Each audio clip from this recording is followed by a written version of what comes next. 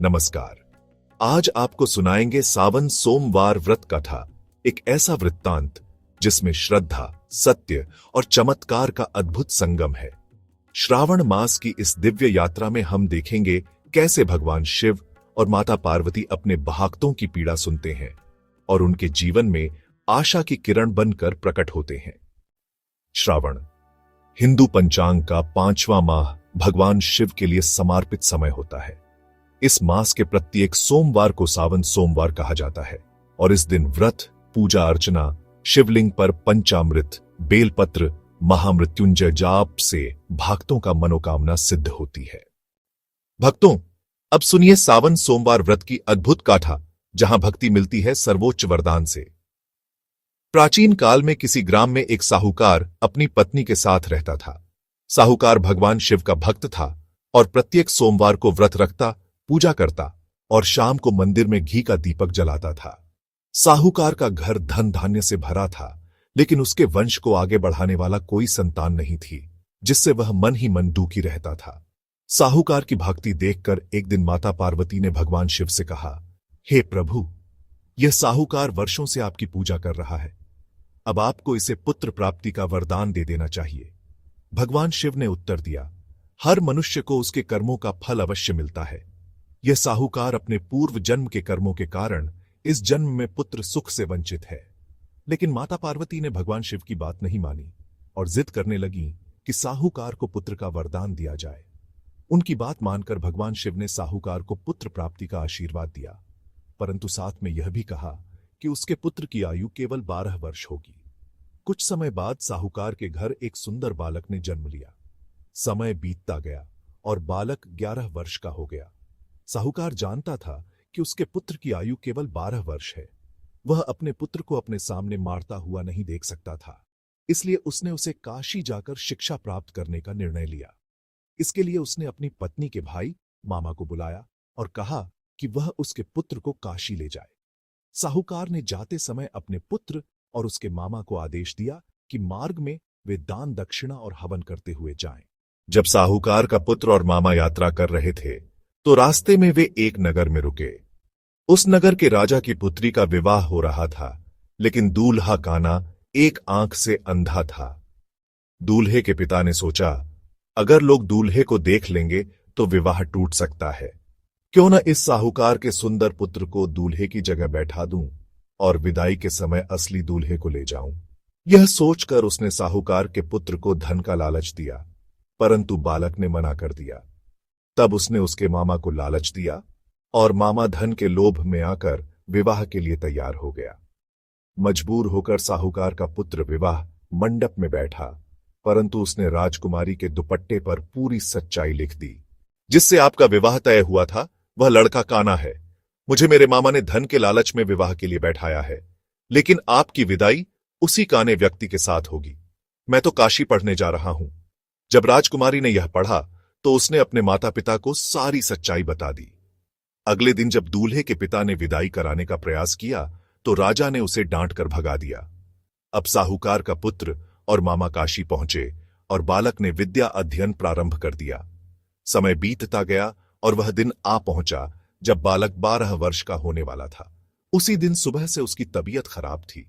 उसने अपने मामा से कहा, मामा, मेरी तबीयत ठीक नहीं लग रही, मैं आराम करने जा रहा हूं। कुछ ही देर में उसकी मृत्यु हो गई। जब मामा उसे जगाने गया तो देखा कि वह निर्जीव पड़ा था। मामा जोर जोर से विलाप करने लगा। उसी समय भगवान शिव माता पार्वती के साथ कहीं जा रहे थे। माता पार्वती ने मामा का विलाप सुना और भगवान शिव से कहा, हे प्रभु, साहूकार और उसकी पत्नी 12 वर्षों से आपकी पूजा कर रहे हैं। आज भी उन्होंने प्रण किया है कि यदि उनका पुत्र जीवित नहीं लौटा तो वे अपने प्राण त्याग देंगे। कृपया इस बालक को जीवन दान दीजिए।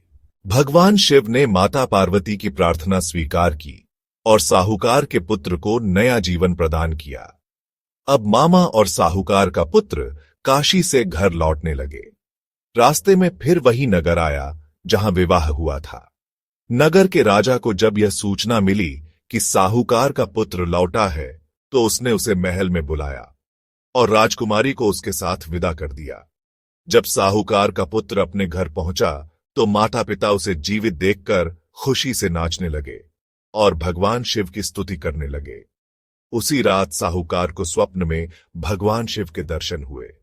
भगवान शिव ने कहा, मैं तुम्हारी पूजा और तपस्या से प्रसन्न हूं। अब तुम्हारे पुत्र को लंबी आयु प्राप्त होगी।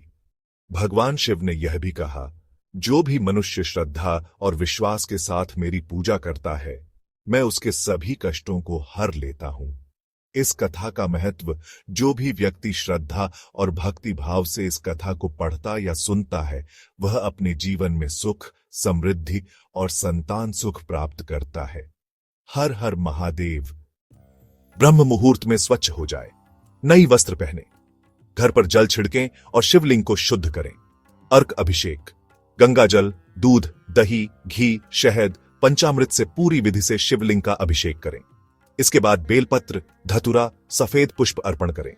मंत्र जप, एयूएम नमः शिवाय 108 बार, महामृत्युंजय या रुद्र मंत्र जाप करें। कथा पाठ, कथा भावपूर्ण तरीके से पढ़ें, विशेष प्रभाव होता है। आरती व भोग, रोशनी के समय घी दीप से आरती करें।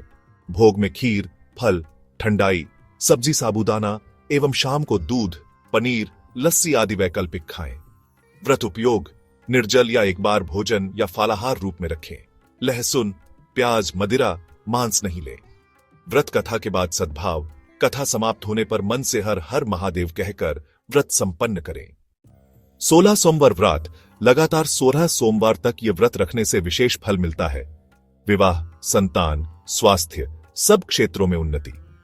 इसकी कथा अमरावती, पंडित शाप, कुरुक्षित विवाह, फेरीज और भगवान शिव पार्वती की लीला से जुड़ी है। इस व्रत के अनुयायी अनुभव करते हैं गहरी मानसिक शांति, जो मन को संतुलित करती है और भावनात्मक अशांति को दूर करती है। साथ ही उन्हें अपने जीवन से पापों का क्षय दिखाई देता है और उनके पुण्य कर्मों में वृद्धि होती है। पारिवारिक संबंधों में सौहार्द व सामंजस्य आता है और बहुत से लोगों को संतान सुख की प्राप्ति भी होती है। इसके साथ ही यह व्रत उन्हें आर्थिक स्थिरता से भी लाभान्वित करता है, जिससे वित्तीय चिंताएं कम होती हैं और भौतिक चैतन्यता में भी वृद्धि होती है, जिससे दैनिक जीवन में उत्साह और ऊर्जा बनी रहती है। यह कथा हमें सिखाती है, जो श्रद्धा, सत्य और तप से व्रत करता है, भगवान शिव उसकी हर मनोकामना पूरी करते हैं। यदि आपकी श्रद्धा स्थिर है तो आज का व्रत आरंभ करें, कथा सुने, संरचना बनाएं, परिवार संग साझा करें और आनंदित हो आइए हर हर महादेव के साथ। अगर आपको यह कथा प्रेरणादायक लगी हो तो कृपया इसे लाइक करें, अपने प्रियजनों के साथ शेयर करें और हमारे चैनल को सब्सक्राइब करना न भूलें। एयूएम नमः शिवाय। हर हर महादेव।